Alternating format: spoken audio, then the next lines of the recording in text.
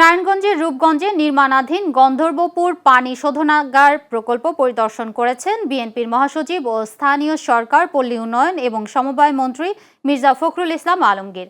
আজ তিনি মেঘনা নদী থেকে পানি সংগ্রহের উৎস, লাইন এবং প্রকল্পের বিভিন্ন স্থাপনা ঘুরে দেখেন। পরিদর্শন শেষে তিনি জানান, প্রায় 10,000 কোটি টাকা ব্যয়ে বাস্তবায়নাধীন প্রকল্পটির 97% কাজ ইতোমধ্যেই শেষ হয়েছে। রাজধানীতে ভূগর্ভস্থ পানির স্তর ক্রমাগত নিচে নেমে যাওয়ায় নিরাপদ ও টেকসই পানির বিকল্প উৎস নিশ্চিত করতে এই প্রকল্প হাতে নেওয়া হয়েছে। তিনি আশা প্রকাশ করেন, আগামী 1 বছরের মধ্যে ঢাকা ওয়াসায়ের মাধ্যমে পূর্ণাঙ্গভাবে পানি সরবরাহ কার্যক্রম শুরু করা সম্ভব হবে।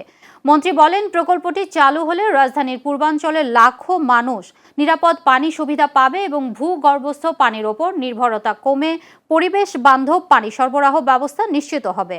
প্রকল্পের অগ্রগতিতে সন্তোষ প্রকাশ করে অবশিষ্ট কাজ দ্রুত শেষ করার নির্দেশনাও দেন তিনি।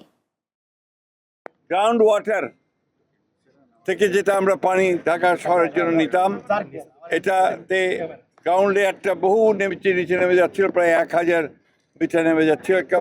একটা ভয়াবহ একটা পরিস্থিতির সৃষ্টি হতে যাচ্ছে।